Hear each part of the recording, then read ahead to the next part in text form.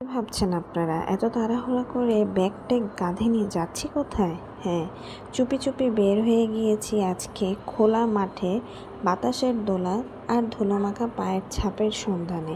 শহরের মানুষ হয়ে গড়ে উঠেছি, তাতে কি হয়েছে? গ্রামের মানুষদেরকে খোঁজার জন্য গ্রামে তো যেতেই হবে।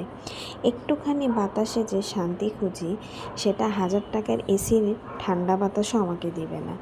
শান্তির খোঁজে হলেও গ্রামের মাটির গন্ধকে একবার উপভোগ করতে হয়।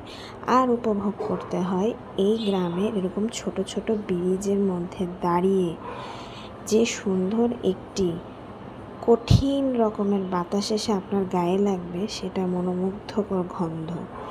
আর কিচিরমিচির পাখির ডাকে হয়ে উঠবে জীবনের পুরনো সেই চিঠির খাম খুলে দিয়ে নতুন আরেক চিঠির সন্ধান।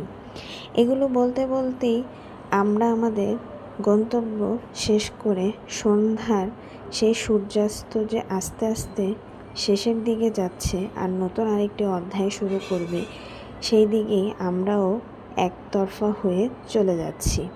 জীবনের আনন্দকে উপভোগ করতে হলে অনেক সময় গ্রামীণ পরিবেশে যাওয়া উচিত।